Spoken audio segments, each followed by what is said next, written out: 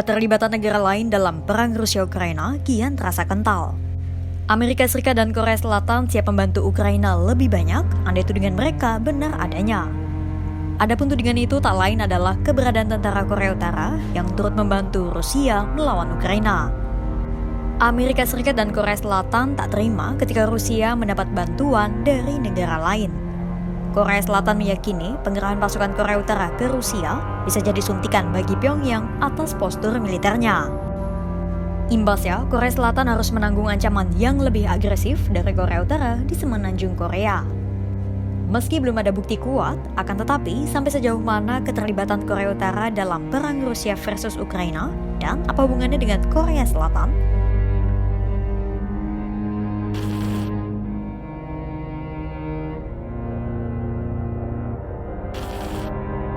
Sebelumnya, perlu sahabat Kompas.com ketahui bahwa Korea Utara dilaporkan telah mengirim total sebanyak 3.000 tentara mereka ke Rusia.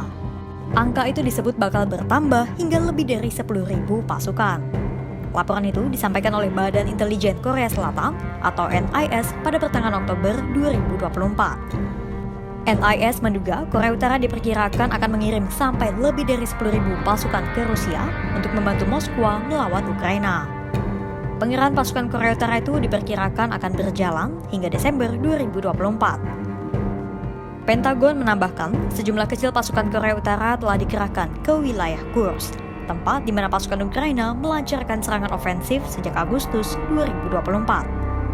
Menteri Pertahanan Amerika Serikat Lloyd Austin menyampaikan bahwa para tentara Korea Utara yang mengenakan pakaian militer Rusia itu telah bergerak mendekati Ukraina. Lloyd Austin khawatir para tentara Korea Utara yang membawa senjata Rusia itu tak hanya sekadar berlatih, namun juga ikut bertempur bersama Moskwa. The evidence now suggests that North Korea has sent around 10,000 soldiers to train in eastern Russia. And some of these DPRK troops have already moved closer to Ukraine. And we're seeing them outfitted with Russian uniforms and provided with Russian equipment. And I am increasingly concerned that the Kremlin plans to use these North Korean soldiers to support Russia's combat operations in Russia's Kursk region near the border with Ukraine. Jika tentara Korea Utara masuk ke wilayah Ukraina, Austin menegaskan pasukan Pyongyang itu sudah pasti bakal jadi target sasaran militer yang sah. Utusan Amerika Serikat di PBB, Robert Wood, bahkan memperingatkan secara lebih gamblang dengan menyebut bahwa tentara Korea Utara yang membantu Rusia hanya akan kembali dalam kantong jenazah. Lantas, apa kaitan keberadaan tentara Korea Utara di Rusia dengan Amerika Serikat dan Korea Selatan?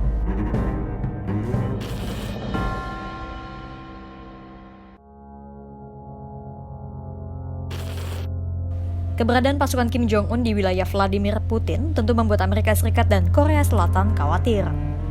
Pasalnya, Amerika Serikat merupakan sekutu sekaligus pendukung Ukraina. Gedung Putih telah menggelontorkan miliaran dolar Amerika Serikat untuk Ukraina. Hal serupa turut berlaku bagi Korea Selatan. Sebab negara Asia Timur itu merupakan sekutu barat dan memiliki kedekatan dengan Amerika Serikat. Tak hanya sebatas karena memiliki kedekatan dengan barat, pengiriman pasukan Korea Utara ke Rusia pun turut mengancam kedaulatan Seoul. Pasalnya, jika Korut mengirim tentaranya ke Rusia, dikhawatirkan Moskwa akan membalasnya dengan transfer teknologi, terutama untuk pengembangan senjata nuklir Pyongyang. Jika Korea Utara semakin agresif mengembangkan senjata nuklirnya, tentu Korea Selatan semakin was-was.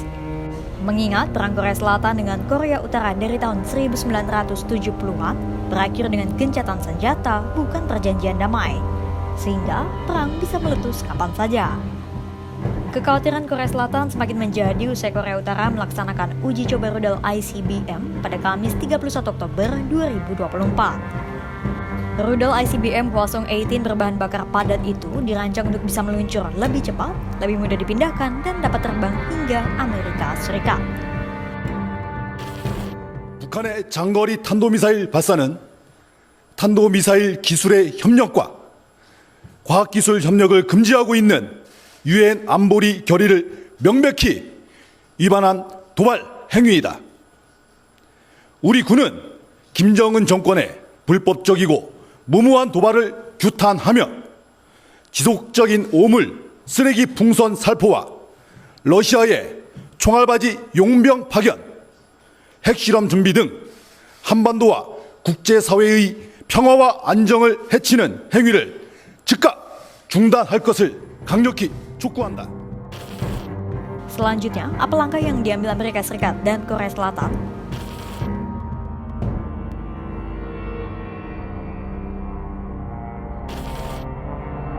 Menanggapi pengerahan pasukan Korea Utara ke Rusia dan ancaman rudal ICBM Pyongyang, Lloyd Austin segera bertemu dengan Menteri Pertahanan Korea Selatan, Kim Yong-hyun. Keduanya bertemu di Washington DC, Amerika Serikat pada Rabu 30 Oktober 2024. Dalam pertemuan itu, keduanya membahas tentang rencana yang bisa dilakukan Amerika Serikat dan Korea Selatan untuk membantu Ukraina. Selama perang, Korea Selatan pun beberapa kali telah memberikan bantuan berupa alat-alat penjinak bom kepada Ukraina.